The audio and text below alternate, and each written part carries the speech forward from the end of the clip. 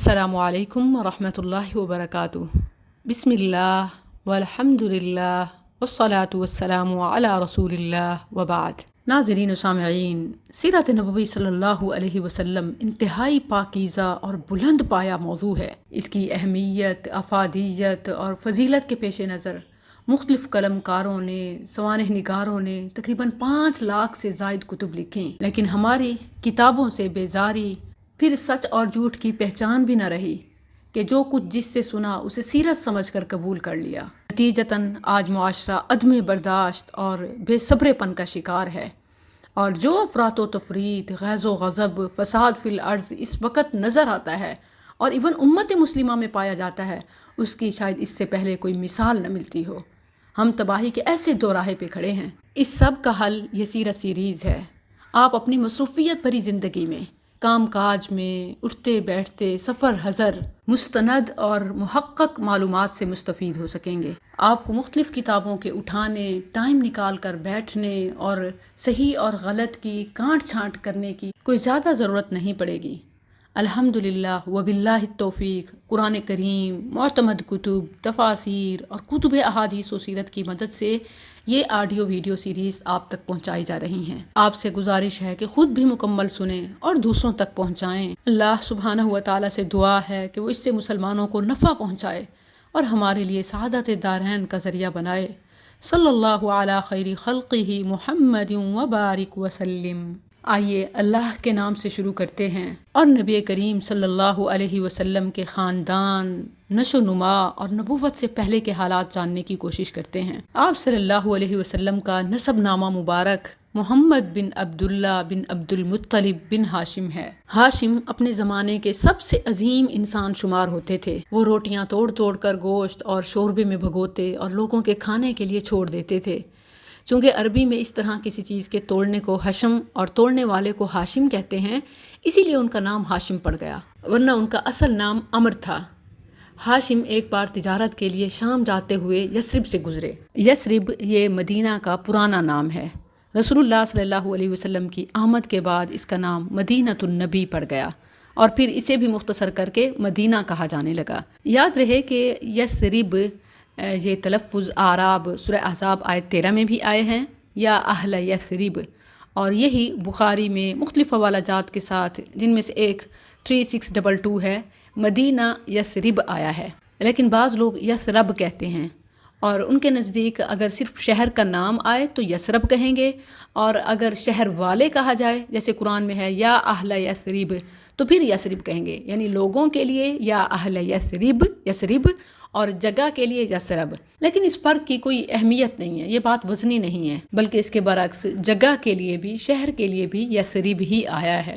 بہرحال یہ ہاشم ایک بار تجارت کے لیے شام جاتے ہوئے جب یثرب سے گزرے تو وہاں بنو عدی بن نجار کی ایک خاتون سلمہ بنت عمر سے شادی کر لی، اور کچھ عرصہ ٹھہر کر ملک شام چلے گئے، اور وہیں سرزمین فلسطین کے مشہور شہر غزہ میں وفات پا گئے۔ مدینہ سے روانگی کے وقت سلمہ حاملہ تھیں۔ بعد میں بچہ پیدا ہوا جس کے سر کے بالوں میں سفیدی تھی، اسی لیے اس کا نام شیبہ رکھا گیا۔ شیب بڑھاپے کو کہتے ہیں کہ جس کی وجہ سے بال سفید ہو جاتے ہیں۔ ان کے پیدائشی بال سفید تھے، یعنی سر کا ایک حصہ پیدائشی سفید تھا، اور یہ وہ آج بھی ہوتا ہے۔ خود میرے ایک بیٹے کے سر کی ایک لٹ پیدائشی، یعنی بالوں کا ایک حصہ، ایک راؤنڈ جتنی جگہ پیدائش سے گولڈن ہے۔ تو ایک بڑی خوبصورت مماثلت ہے جو میں نے آپ سے شیئر کی۔ اللہ عز و جل ہماری سیرت کو سیرت نبوی صلی اللہ علیہ وسلم کا مصداق بنا دے۔ یہ بچہ مدینے میں پرورش پاتا رہا، لیکن مکے میں ہاشم کے بھائیوں اور خاندان کے دوسرے لوگوں کو اس کا علم نہ تھا۔ 8 برس بعد تقریباً مطلب کو اس کا پتہ چلا تو وہ مدینہ جا کر اس کو اپنے ساتھ لے آئے۔ جب مکہ میں داخل ہوئے تو لوگوں نے سمجھا کہ یہ ان کا غلام ہے، اسی بنا پر انہیں عبد المطلب کہا جانے لگا۔ بہت ہی خوبصورت اور عظیم انسان تھے، ان کے دور میں ان کا ہم مرتبہ کوئی نہ ہوا۔ وہ قریش کے سردار اور مکہ کے قافلہ تجارت کے ذمہ دار تھے۔ جہد و سخا اس قدر کرتے تھے کہ ان کا لقب فیاض پڑ گیا۔ دیکھیے خاندانی سخاوت، خاندانی فیاضی کیسے کیسے رنگ لاتی ہے۔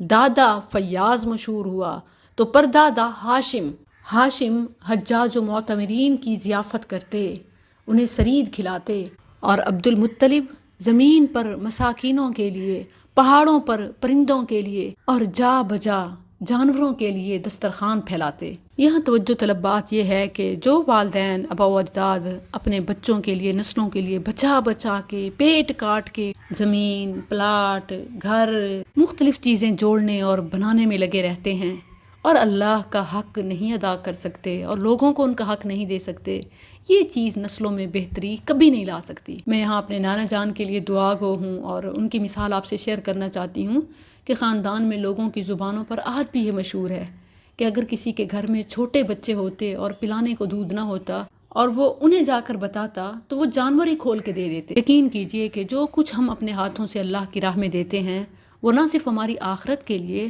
بلکہ ہماری زندگی میں اور ہماری نسلوں کی زندگی میں بھی بہتری کی وجہ بنتا ہے۔ عبد المطلب کو زمزم کا کنواں کھودنے کا بھی شرف حاصل ہوا۔ اس کنویں کو بنو جرہم کے لوگوں نے جلا وطن ہوتے وقت بالکل مکس کر دیا تھا، ضائع کر دیا تھا، گمنام ہو گیا تھا، تو اس وقت سے یہ جگہ نامعلوم چلی آ رہی تھی۔ عبد المطلب کو خواب میں اس کی جگہ بتائی گئی اور کھودنے کا حکم دیا گیا۔ انہوں نے کھودا تو پرانا کنواں نکل آیا۔ انہی کے زمانے میں بیت اللہ پر ہاتھی والوں کے حملے کا واقعہ پیش آیا۔ یہ واقعہ آپ صلی اللہ علیہ وسلم کی پیدائش سے تقریباً 50 یا 55 دن پہلے پیش آیا۔ آپ صلی اللہ علیہ وسلم کے والد گرامی عبداللہ عبد المطلب کے سب سے خوبصورت، پاک دامن اور چہیتے لڑکے تھے۔ انہیں ذبیح بھی کہا جاتا ہے۔ اس کی وجہ یہ ہے کہ زمزم کی کھدائی کے دوران میں جب کنویں کے نشانات ظاہر ہوئے تو قریش نے بھی عبد المطلب کے ساتھ شرکت کرنی چاہی اور اس کے لیے ان سے جھگڑا کیا۔ یہ دیکھ کر عبد المطلب نے نظر مانی کہ اگر اللہ نے ان کو 10 لڑکے دے دیے اور ہر ایک مقابلے کے لائق ہوا تو ان میں سے ایک کو اللہ کی راہ میں ذبح کر دیں گے۔ اب اللہ کا کرنا ایسا ہوا کہ ان کی یہ مراد پوری ہو گئی، تو انہوں نے سب لڑکوں کے درمیان قرعہ ڈالا کہ اب کس کو میں ذبح کروں، تو قرعہ عبداللہ کے نام نکلا۔ لہٰذا انہیں ذبح کرنے کے لیے بیت اللہ کے پاس لے گئے، مگر قریش نے انہیں روک دیا۔ خاص طور پر عبداللہ کے بھائی اور ماموں سخت آڑے آ گئے، تو یہ فیصلہ ہوا کہ ان کے بدلے 100 اونٹ ذبح کیے جائیں۔ تو عبد المطلب نے پھر ایسا ہی کیا۔ اسی لیے آپ صلی اللہ علیہ وسلم کو 2 ذبیحوں کی اولاد کہا جاتا ہے۔ ایک ذبیح اسماعیل علیہ السلام تھے اور ایک آپ صلی اللہ علیہ وسلم کے والد عبداللہ۔ اسی طرح آپ کو 2 فدیے دیے گئے بزرگوں کی اولاد بھی کہا جاتا ہے، کیونکہ اسماعیل علیہ السلام کو مینڈھے کا فدیہ دیا گیا اور آپ صلی اللہ علیہ وسلم کے والد کو 100 اونٹوں کا فدیہ دیا گیا۔ عبداللہ کی شادی آمنہ بنت وہب سے ہوئی، جو اس وقت قریش کی سب سے بلند پایہ خاتون تھیں۔ ان کا باپ وہب بھی بنو زہرہ کا سردار اور عالی نسب تھا۔ آمنہ شادی کے بعد ہی امید سے ہو گئیں۔ ادھر کچھ عرصے بعد عبد المطلب نے عبداللہ کو تجارت کے سلسلے میں باہر بھیجا۔ سفر سے واپسی پر مدینے میں وفات پا گئے اور وہیں دفن کر دیے گئے۔ اس وقت آپ صلی اللہ علیہ وسلم ابھی پیدا نہیں ہوئے تھے۔ رسول اللہ صلی اللہ علیہ وسلم مکہ مکرمہ میں شیب بنی ہاشم کے اندر موسم بہار میں پیدا ہوئے۔ اعداد و شمار رکھنے والے شمسی لحاظ سے اسے اپریل کا مہینہ بتاتے ہیں۔ حکماء، اطباء، ڈاکٹرز، ریسرچرز جب تحقیق کرتے ہیں تو انہوں نے یہ رپورٹ پیش کی ہے کہ اس موسم میں اور اس مہینے میں پیدا ہونے والے بچے حیران کن ذہانت و فطانت کے حامل اور عالمی قیادت کی صلاحیت رکھنے والے ہوتے ہیں۔ الحمدللہ میری بیٹی ہبہ کی پیدائش بھی اپریل کے مہینے میں ہوئی اور تبھی جا کر یہ رپورٹ ڈاکٹر نے میرے ساتھ شیئر کی تھی۔ فللہ الحمد۔ رسول اللہ صلی اللہ علیہ وسلم کی پیدائش سموار کی صبح کو ہوئی۔ سال وہی تھا جس میں ابرہہ نے مکے پر حملہ کیا۔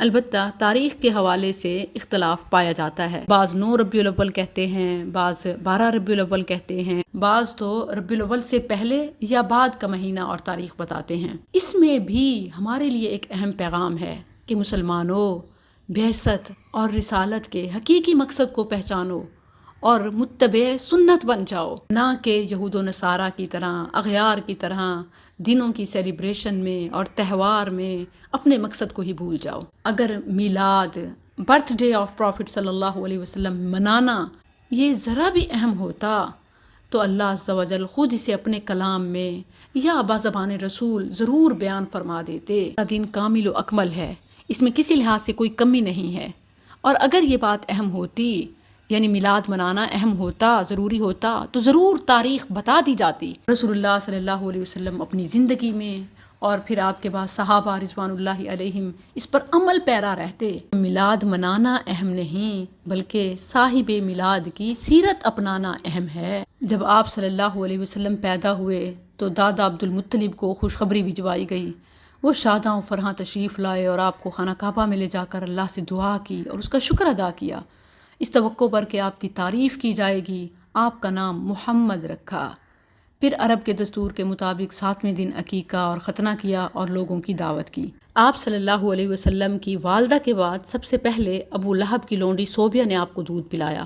اس وقت اس کا اپنا جو بچہ دودھ پیتا تھا اس کا نام مسروح تھا۔ صوبیہ نے آپ صلی اللہ علیہ وسلم سے پہلے حمزہ بن عبد المطلب کو اور آپ صلی اللہ علیہ وسلم کے بعد ابو سلمہ بن عبد الاسد مخزومی کو بھی دودھ پلایا تھا، لہٰذا یہ تینوں آپ کے رضاعی بھائی ہوئے۔ آپ صلی اللہ علیہ وسلم کی دیکھ بھال آپ کے والد کی لونڈی ایمن کیا کرتی تھیں۔ وہ حبشن تھیں اور ان کا نام برکت تھا۔ اللہ تعالیٰ نے ان پر بڑا فضل کیا۔ انہوں نے آپ صلی اللہ علیہ وسلم کی نبوت کا دور پایا، اسلام لائیں اور ہجرت بھی کی، رضی اللہ عنہا۔ عرب کے ایک رواج تھا کہ وہ اپنے بچوں کو شہری بیماریوں سے بچانے کے لیے انہیں دودھ پلانے والی بدوی عورتوں کے حوالے کر دیا کرتے تھے تاکہ ان کے پٹھے مضبوط اور ان کی عربی زبان خالص اور ٹھوس ہو جائے۔ اسی دستور کے مطابق عبد المطلب کو بھی دودھ پلانے والی دائیہ کی تلاش تھی۔ ادھر بنو سعد بن بکر بن حوازن کی کچھ عورتیں اسی غرض سے مکہ آئیں اور ان کے روبرو آپ صلی اللہ علیہ وسلم کو بھی پیش کیا گیا، مگر جب انہیں معلوم ہوتا کہ آپ یتیم ہیں تو وہ آپ کو لینے سے انکار کر دیتیں۔ ایک خاتون حلیمہ بنت ابی ذؤیب، ان کو کوئی بچہ نہ ملا، انہوں نے مجبوراً آپ ہی کو لے لیا، مگر جب لے لیا تو ان پر خوش قسمتی کا ایسا دروازہ کھلا کہ دنیا حیرت زدہ رہ گئی۔ حلیمہ کے والد ابو ذؤیب کا نام عبداللہ تھا، وہ آپ کے رضاعی نانا ہوئے۔ حلیمہ کے شوہر کا نام حارث تھا۔ اس طرح حارث کے بچے بچیاں آپ کے رضاعی بھائی بہن ہوئے۔ ان کے نام عبداللہ، انیسہ، جدامہ آئے ہیں۔ جدامہ کا لقب شیمہ تھا اور وہ اسی سے مشہور ہوئیں۔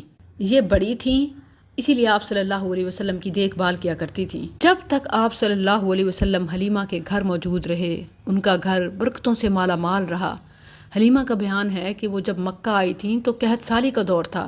ان کے پاس ایک گدھی تھی جو اس قدر کمزور اور دبلی تھی کہ پورے قافلے میں سب سے سست اور مریل چال چلتی تھیں۔ ایک اونٹنی بھی تھی مگر وہ ایک قطرہ تک دودھ نہ دیتی تھی۔ حلیمہ کا اپنا بچہ بھوک کی بے قراری سے پوری رات بلکتا اور چیختا رہتا، نہ خود سوتا نہ ماں باپ کو سونے دیتا، مگر جب وہ آپ صلی اللہ علیہ وسلم کو لے کر اپنے ڈیرے پر آئیں اور گود میں رکھا تو سینہ دودھ سے بھر گیا، حتیٰ کہ آپ نے سیر ہو کر دودھ پیا اور آپ کے ساتھ حلیمہ کے بچے نے بھی جی بھر کر پیا۔ پھر دونوں آرام کی نیند سو گئے۔ ادھر شوہر اٹھ کر اونٹنی کے پاس گیا تو کیا دیکھتا ہے کہ تھن دودھ سے لبریز ہیں۔ انہوں نے خوب بہت سارا دودھ نکالا اور سب نے سیراب ہو کر پیا اور پرسکون رات گزاری۔ وہ گدھی جو آتے ہوئے چل نہیں پاتی تھی، اب وہ جاتے ہوئے قافلے کو کاٹ کر آگے نکل گئی اور کوئی جانور اس کا ساتھ نہ پکڑ سکا۔ حلیمہ کا وطن بنو سعد سب سے زیادہ قحط زدہ تھا۔ نبی صلی اللہ علیہ وسلم کے آتے ہی قحط دور ہو گیا، فراوانی نصیب ہوئی۔ یوں یہ خیر و برکت انہیں مسلسل ملتی رہی یہاں تک کہ 2 سال گزر گئے اور مدت رضاعت پوری ہو گئی۔ حلیمہ کا طریقہ یہ تھا کہ وہ آپ کو ہر 6 مہینے کے بعد مکہ لاتیں، والدہ اور خاندان کے لوگوں سے ملاتیں، پھر اپنے قبیلے میں واپس لے جاتیں۔ جب مدت رضاعت پوری ہو گئی اور دودھ چھڑا کر آپ کو آپ کی والدہ کے پاس لائیں تو جو خیر و برکت وہ دیکھ چکی تھیں اس کے پیش نظر انہوں نے دوبارہ آپ کی والدہ سے درخواست کی کہ کیوں نہ آپ بچے کو میرے پاس ہی رہنے دیں کہ وہ ذرا اور مضبوط ہو جائے، مجھے مکے کی وبا سے ڈر لگتا ہے۔ والدہ اس پر راضی ہو گئیں اور حلیمہ آپ کو لے کر خوش خوش اپنے گھر واپس ہوئیں اور آپ صلی اللہ علیہ وسلم تقریباً مزید 2 سال وہیں رہے۔ پھر آپ کا سینہ مبارک چاک کیے جانے کا واقعہ پیش آیا، جس سے ڈر کر حلیمہ اور ان کے شوہر نے آپ کو آپ کی والدہ کے حوالے کر دیا۔ انس بن مالک رضی اللہ عنہ کا بیان ہے کہ آپ بچوں کے ساتھ کھیل رہے تھے، جبریل علیہ السلام تشریف لائے اور آپ کو لٹا کر سینہ چاک کیا، پھر آپ کا دل نکالا اور اس میں سے ایک لوتھڑا نکال کر فرمایا یہ شیطان کا حصہ تھا جو نکال دیا گیا۔ پھر دل کو سونے کے پلیٹر میں ایک تشت میں زمزم کے پانی سے دھو کر جوڑ دیا اور اسی جگہ پلٹا دیا۔ وہاں موجود بچوں نے دیکھا تو دوڑ کر آپ کی ماں دائیہ حلیمہ کے پاس پہنچے اور کہنے لگے محمد صلی اللہ علیہ وسلم کو قتل کر دیا گیا وہ لوگ جھٹپٹ وہاں پہنچے تو دیکھا کہ آپ کا رنگ اترا ہوا تھا۔ انس رضی اللہ عنہ کا بیان ہے کہ میں نبی صلی اللہ علیہ وسلم کے سینے پر سلائی کا یعنی سٹچز کا اثر دیکھا کرتا تھا۔ اس واقعے کے بعد آپ صلی اللہ علیہ وسلم کو مکہ پہنچا دیا گیا اور آپ نے اپنی ماں کے سایہ محبت میں اپنے خاندان کے اندر تقریباً 2 برس گزارے۔ پھر والدہ، دادا اور ایمن کے ساتھ مدینے کا سفر کیا، جہاں آپ کے والد کی قبر تھی اور دادا کا ننیال بھی۔ آپ مدینے میں 1 ماہ رہ کر واپس ہوئے تو راستے میں آپ کی والدہ بیمار ہو گئیں اور ابوا پہنچ کر ان کی وفات ہو گئی، انہیں وہیں دفن کر دیا گیا۔ اب بوڑھے عبد المطلب آپ کو لے کر مکہ پہنچے۔ ان کے دل پر آپ کی اس نئی مصیبت کے احساس کا گہرا زخم تھا۔ آپ کے لیے ان کے دل میں ایسی رقت پیدا ہوئی کہ خود ان کے اپنے بیٹوں کے لیے ویسی رقت نہ تھی۔ وہ آپ کی بڑی قدر کرتے، اپنی اولاد سے بھی بڑھ کر چاہتے، خوب اکرام کرتے۔ ان کا خاص فرش جس پر کوئی دوسرا نہ بیٹھ سکتا تھا، یعنی خاص مسند، خاص جگہ، اس پر آپ کو بٹھاتے۔ آپ کی نقل و حرکت دیکھ کر خوش ہوتے اور یقین رکھتے تھے کہ آئندہ آپ کی ایک نرالی شان ہونے والی ہے۔ لیکن ابھی آپ کی عمر صرف 8 برس ہی ہوئی تھی۔ مورخین 8 برس 2 مہینے اور 10 دن بتاتے ہیں کہ عبد المطلب بھی وفات پا گئے۔ اب آپ کے چچا ابو طالب نے آپ کی کفالت کا بیڑا اٹھایا۔ یہ آپ کے والد کے سگے بھائی تھے، انہوں نے آپ سے خاص رحمت و شفقت برتی۔ وہ مالدار تو نہ تھے، لیکن آپ کی کفالت کے بعد اللہ نے ان کے تھوڑے سے مال میں اس قدر برکت دی کہ ایک آدمی کا کھانا پورے کنبے کے لیے کافی ہو جایا کرتا۔ خود آپ بھی صبر و قناعت کا نمونہ تھے، جو کچھ ملتا اسی پر قناعت فرماتے۔ جب آپ صلی اللہ علیہ وسلم کی عمر مبارک 12 برس اور کہا جاتا ہے کہ مزید 2 مہینے 10 دن ہوئی تو ابو طالب نے تجارت کے لیے ملک شام جانے کا ارادہ کیا۔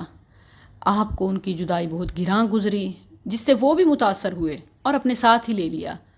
جب قافلے نے ملک شام کی حدود میں پہنچ کر شہر بصرہ کے قریب پڑاؤ ڈالا تو بحیرہ نامی عیسائیوں کا ایک بڑا راہب اپنے گرجے سے نکل کر ان کے پاس آیا اور قافلے کے درمیان سے گزر کر نبی صلی اللہ علیہ وسلم کے پاس پہنچا اور آپ کا ہاتھ پکڑ کر کہنے لگا، یہ دنیا کے سردار ہیں، پروردگار عالم کے رسول ہیں، اللہ انہیں رحمت عالم بنا کر بھیجے گا۔ لوگوں نے کہا، آپ کو یہ کیسے معلوم ہوا؟ اس نے کہا، تم لوگ جب گھاٹی سے ادھر ظاہر ہوئے تو کوئی پتھر یا درخت ایسا نہ بچا جو سجدہ کے لیے جھک نہ گیا، اور یہ دونوں چیزیں نبی کے علاوہ کسی اور کو سجدہ نہیں کرتیں۔ پھر میں انہیں مہر نبوت سے بھی پہچانتا ہوں، جو کندھے کے نیچے نرم ہڈی کے پاس سیب کی طرح ہے، اور ہم انہیں اپنی کتابوں میں بھی پاتے ہیں۔ پھر اس نے قافلے کی ضیافت کی اور ابو طالب سے کہا، انہیں واپس بھیج دیں، ملک شام نہ لے جائیں، کیونکہ یہود اور رومیوں سے خطرہ ہے۔ اس پر ابو طالب نے آپ کو مکہ بھیج دیا۔ نبی کریم صلی اللہ علیہ وسلم کی عمر ابھی 20 برس ہی تھی، یعنی کتنی چھوٹی سی عمر، لیکن آپ ظالم کے خلاف، مظلوم کے حق میں سر فہرست رہتے۔ جنگ فجار، حلف الفضول اور کئی چھوٹے بڑے واقعات اس کی یادگار اور شاندار مثال ہیں۔ نبی کریم صلی اللہ علیہ وسلم کا بچپن قلت، تنگی اور یتیمی میں گزرا۔ آپ صلی اللہ علیہ وسلم کو والد سے وراثت میں جو کچھ ملا تھا اس سے کچھ نہ ہونے والا تھا۔ جو ہی آپ ہلکے پھلکے کام کرنے کے لائق ہوئے تو اپنے رضائی بھائیوں کے ساتھ بنی سعد میں بکریاں چرانے لگے۔ جب مکہ آئے تو وہاں بھی چند قرات کی بس اہل مکہ کی بکریاں چرائیں۔ یہ قرات دینار کا بھی 20واں یا 24واں حصہ ہوتا ہے، ایک معمولی سی رقم۔ تو اللہ عز و جل نے اس خاص مرحلے کے ذریعے سے انبیاء علیہم السلام کی تربیت کی، اور یہ انبیاء کی سنت ہے۔ ایک بار نبی صلی اللہ علیہ وسلم نے عہد نبوت میں فرمایا، وَهَلْ مِن نَبِيٍّ إِلَّا رَعَاهَا، کوئی بھی نبی نہیں گزرا مگر اس نے بکریاں ضرور چرائیں۔ یہ امت کو پیغام ہے کہ معمولی سے معمولی کام بھی حلال کے لیے، معاش کے لیے رکاوٹ نہ ہو، اور دعوت کا میدان بڑا محنت طلب کام ہے۔ جس طرح ایک چرواہا اپنی بکریوں کو ہر خطرے سے، نقصان سے بچا کے رکھتا ہے، اسی طرح داعی کو امت کی فکر کرنی چاہیے۔ ان معمولی پیسوں سے جو کچھ جمع ہوا تو آپ اس سے تجارت کرنے لگے۔ بعض روایات میں ہے کہ آپ صائب بن ابو صائب کے ساتھ مل کر تجارت کرتے تھے۔ آپ بہترین پارٹنر تھے، نہ حجت بحث کرتے تھے، نہ جھگڑا کرتے تھے۔ آپ معاملات میں حد درجہ امانت، سچائی اور پرہیز، تقویٰ کی وجہ سے مشہور تھے، اور زندگی کے سارے میدانوں میں آپ کا یہی وتیرہ تھا۔ چنانچہ آپ کا لقب ہی امین پڑ گیا۔ آپ کا یہی شہرہ سن کر خدیجہ رضی اللہ عنہا نے آپ کو تجارت کے لیے اپنا مال پیش کیا۔ جو قریش کی امیر ترین عورت تھیں۔ وہ شرف اور مال دونوں کے لحاظ سے قریش کی سب سے معزز خاتون تھیں اور لوگوں کو کچھ اجرت پر اپنا مال تجارت کے لیے دیا کرتی تھیں۔ انہوں نے پیشکش کے ساتھ یہ بھی عرض کی کہ وہ آپ کو سب سے اچھی اجرت دیں گی۔ آپ نے ان کے غلام میسرہ کے ساتھ ملک شام کا سفر کیا، وہاں خرید و فروخت کی، خوب نفع ہوا اور اس قدر برکت ہوئی کہ پہلے کبھی نہ ہوئی تھی۔ پھر مکہ واپس آئے اور امانت ادا فرمائی۔ ادھر خدیجہ رضی اللہ عنہ نے امانت و برکت کا یہ حال دیکھا تو دم بخود رہ گئیں۔ پھر میسرہ نے آپ کے شیریں شمائل، بلند اخلاق اور کہا جاتا ہے کہ دھوپ میں 2 فرشتوں کے سائے کرنے کا حال بیان کیا تو خدیجہ رضی اللہ عنہ نے محسوس کیا کہ انہیں ان کا گوہر مراد مل گیا ہے۔ انہوں نے آپ کے پاس اپنی ایک سہیلی کو بھیج کر شادی کی خواہش کا اظہار کیا۔ خواتین بھی، عورت بھی پرپوز کر سکتی ہے، اپنی خواہش کا اظہار کر سکتی ہے اپنے ولی کے ذریعے سے، خاندان کے ذریعے سے، اور یہ اعلیٰ مثال ہے۔ آپ صلی اللہ علیہ وسلم نے تجویز پسند کی اور اپنے چچاؤں سے گفتگو کی۔ مردوں کو بھی اپنے گھر والوں کو اعتماد میں لینا چاہیے۔ انہوں نے خدیجہ رضی اللہ عنہ کے چچا عمرو بن اسد کو پیغام بھیجا، بات طے ہو گئی اور بنو ہاشم اور سرداران قریش کی ایک مجلس میں 20 اونٹ اور کہا جاتا ہے کہ 6 اونٹ مہر پر نکاح ہو گیا۔ خطبہ نکاح ابو طالب نے پڑھا جس میں اللہ کی حمد و ثنا کی، پھر آپ کے فضل و شرف کا ذکر کیا، اس کے بعد ایجاب و قبول کے کلمات کہے اور مہر بیان کیا۔ یہ ملک شام سے واپسی کے 2 مہینے اور چند دن بعد کی بات ہے۔ اس وقت آپ صلی اللہ علیہ وسلم کی عمر مبارک 25 سال تھی اور خدیجہ رضی اللہ عنہ کی عمر مشہور قول کے مطابق 40 سال تھی۔